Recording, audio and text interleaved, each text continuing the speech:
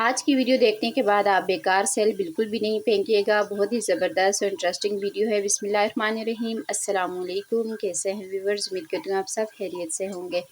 चलें जी, आज की यहाँ पर टिप नंबर 1 आपके साथ स्टार्ट करते हैं। तो यहाँ पर मेरे बेटे ने ये छोटा सा ऑर्गेनाइज़र बनाया है। जैसे ही वो अपनी मम्मा को काम करते हुए देखता है ना, तो उसने सोचा मैं भी ये बना के मम्मा को दिखा देता हूँ।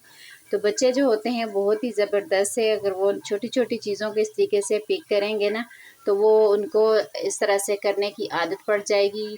अगर बच्चे इस तरह के काम करने लगे ना, तो आप उनको बिल्कुल भी ना रोका करें। तो ये देखिए मेरे बेटे ने चम्मचों का धोकर बहुत ही अच्छे तरीके से ये स्टैंड बना के तैयार किया है। तो इसको वॉश करके आप इस तरीके से बोतल के अंदर रख सकते हैं। तो चलें चलते हैं नेक्स्ट टिप की तरफ। तो नेक्स्ट टिप भी मेरे यहाँ पर ये छोटी सी बोतल मेरा बेटा लेकर आया था, तो ये मुझे अच्छी लगी। इसको मैंने वॉश करके रख दिया कि इसमें कोई मैं लौंग वगैरह या गरम मसाला कुछ भी इसमें डाल दूँगी। तो यहाँ पर धो के मैंने एक चम्मच इसके अंदर लगाकर साइड पे रख दिया ताकि इसके अंदर हवा आ जाए और ये जल्दी से खुश्क हो जाए। नेक्स्ट टिप की तरफ चलते हैं। नेक्स्ट टिप हमारे पास अक्सर इस तरीके से जो स्टील के थर्मस वगैरह होते हैं या बॉटल्स होती हैं ना, तो इनको अगर हम इनमें चाय दूध वगैरह डाल के रखते हैं तो बहुत ही इसमें से बैड स्मेल आने लग जाती है। और इसकी बैड स्मेल हम किस तरीके से दूर करेंगे? घर में मौजूद किचन में मौजूद चीज़ों से ही हम ये जुगाड़ लगाएंगे, तो बहुत ही ज़बरदस्त तरीका है। आपने क्या करना है, कड़ी पत्ते को आग लगा कर ना इस तरीके से आपने इसके अंदर डालकर इसकी कैप जो है बंद कर देनी है। जैसे ही इसकी कैप हम बंद करके 1 मिनट तक रखेंगे ना, तो ये इसकी जो सारी बैड स्मेल होगी, इसी धुएँ की वजह से सारी बैड स्मेल ख़त्म हो जाएगी। तो यकीन माने ये इतना ज़बरदस्त 100% वर्क करने वाली टिप है। आपने इसको ज़रूर ट्राई करना है और मुझे ज़रूर बताना है। तो यहाँ पर ये कड़ी पत्ता जो है इसकी जो होती है स्मेल बहुत ज़्यादा स्ट्रॉन्ग होती है, तो इसको आपने डाल के रख देना है। फिर उसके बाद आपने इसको नॉर्मल पानी से वॉश कर देना है।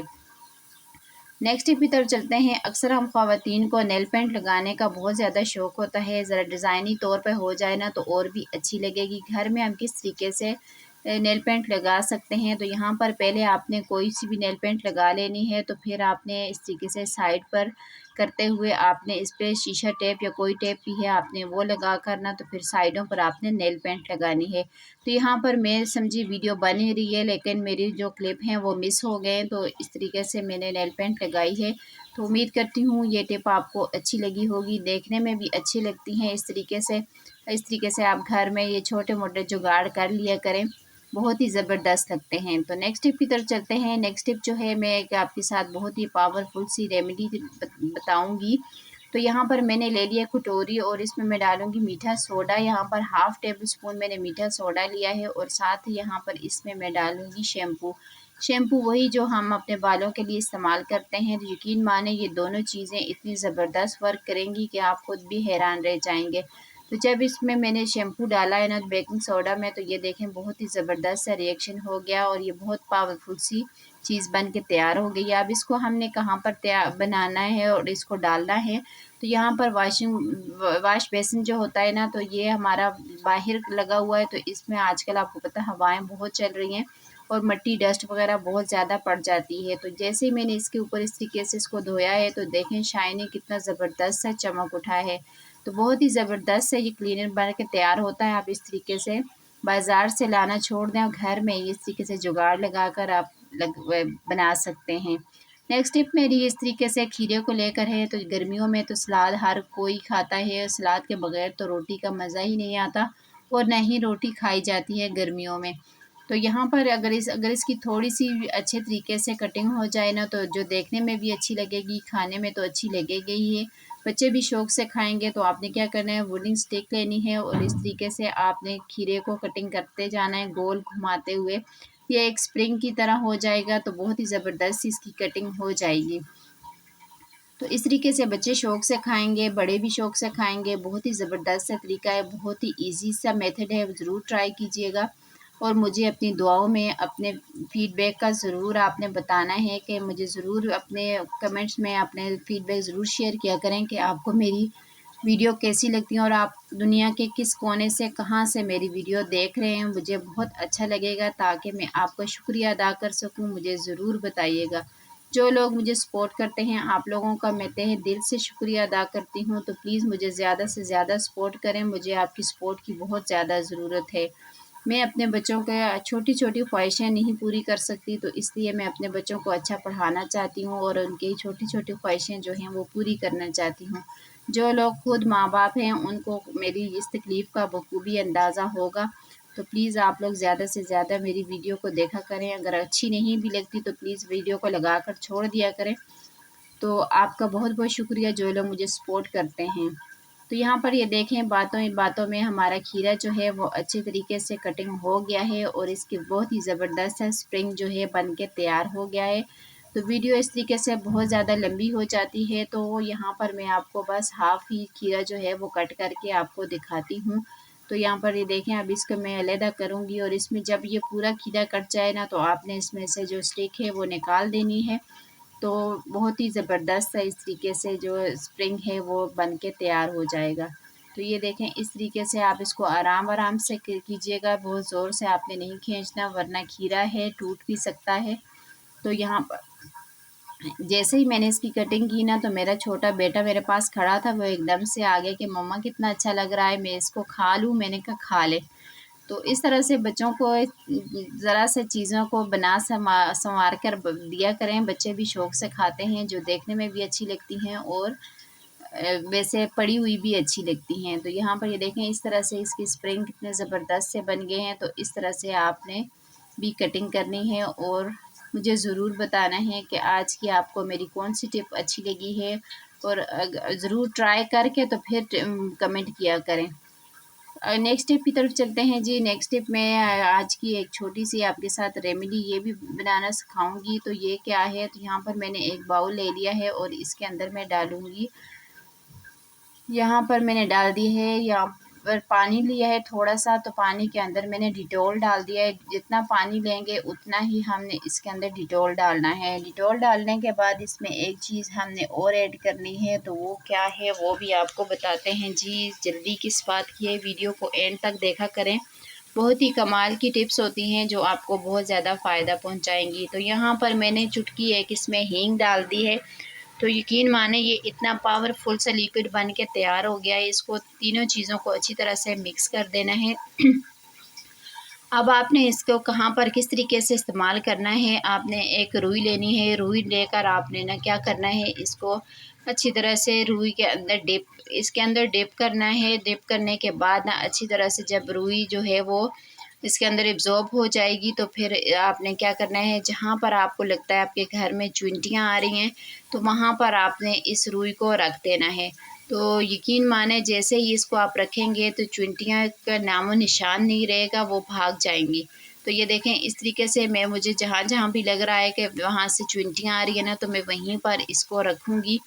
तो यहाँ पर मैंने वाइप्स का इस्तेमाल किया है जो ड्राई हुआ है, तो आप यहाँ पर कॉटन का इस्तेमाल भी कर सकते हैं, टिश्यू का भी इस्तेमाल कर सकते हैं। तो यहाँ पर ये देखें, इसी तरीके से मैंने अब सारे जो है इसमें लगाकर मुझे लगता है जहाँ-जहाँ से चुइंटियाँ थी मैं वहीं पर इनको रख दूँगी। नेक्स्ट टिप की तरफ चलते हैं जी। नेक्स्ट टिप भी मेरी आज की बहुत ही ज़बरदस्त सी पावरफुल सी जो है वो रेमेडी है। तो यहाँ पर मैंने क्या किया है, यहाँ पर ये सारी चीज़ें मैंने पीस ली हैं। क्या-क्या चीज़ें ली थी, 4 मैंने लौंग लिए थे और साथ ही यहाँ पर इसमें मैंने डाल दिया था हाफ़ टेबल स्पून नमक का लिया है और साथ ही यहाँ पर ये देखें ये नमक डाला है और साथ ही यहाँ पर मैंने इसमें डाली है फिटकड़ी। फिटकड़ी भी मेरे पास पीसी हुई थी, अगर आपके पास नहीं है तो आप उसको पीस सकते हैं। तो ये तीनों चीज़ों को डालकर ना मैंने अच्छे तरीके से पीस लिया था। तो इसका पाउडर सा आपने बना लेना है। जैसे ये तीनों चीज़ें अच्छे तरीके से पाउडर फॉर्म में आ जाए ना, तो आपने इसका कहाँ पर किस तरीके से इस्तेमाल करना है वो भी आपको बताती हूँ। जब भी अगर आपके दांतों में दर्द है या मसूड़ों में सूजे हुए हैं या खून आ रहा है, तो आपके दांतों के मसूड़ों के जितने भी मसले मसाइल हैं वो ख़त्म हो जाएंगे। जब भी आप ब्रश करें उसके बाद आपने इतना से अपनी फिंगर पे लेना है और अपने मुंह पे सारे मुंह पे मसाज करना है, दांतों पर, मसूड़ों पर, जहाँ पर आपको लगता है स्वेलिंग हो गई है। तो ये ज़बरदस्त सा तरीका है और इससे आप जब भी आप ब्रश करें आप इसको ट्राई कीजिएगा, तो इंशाल्लाह आपको बहुत ज़्यादा फ़ायदा होगा। नेक्स्ट टिप की तरफ चलते हैं। नेक्स्ट टिप जो आपके साथ शेयर करती हूँ, छोटी सी रेमेडी है, बहुत ही पावरफुल सी है। तो आपको लाइव रिज़ल्ट नज़र आएगा, आपने ख़ुद देखना है। तो यहाँ पर मैंने थोड़े से कोलगेट टूथपेस्ट ले लिया है और इसके साथ ही मुझे और भी चीज़ें चाहिए। तो बहुत ही कम चीज़ों से ये रेमेडी बनती है और बहुत ही पावरफुल सी रेमेडी है। नेक्स्ट चीज़ यहाँ पर मैंने ले ली है, वो है कॉफ़ी पाउडर। कॉफ़ी पाउडर इसके ऊपर लगाएंगे और साथ ही यहाँ पर इसके अंदर हमने एक और चीज़ डालनी है, वो है हल्दी। यहाँ पर कस्तूरी हल्दी मैंने ली है। तो इन सारी चीज़ों को आपने थोड़ा सा पानी लगा कर ना इसको अपने हाथों पर लगाना है। तो अक्सर हम लोग काम घर के करते रहते हैं और अपने हाथों की, अपने चेहरे की जो हिफाजत होती है उसकी केयर करना बिल्कुल भूल जाते हैं। तो हमारे हाथ जो होते हैं ना बहुत ज़्यादा डल हो जाते हैं, बहुत ही हार्ड से हो जाते हैं ना। तो आपने ये काम फटाफट से करना है। थोड़ा सा पानी लेकर इस तरीके से इसका मसाज करेंगे। 2 से 3 मिनट बाद आपने इसका रिज़ल्ट देखना है।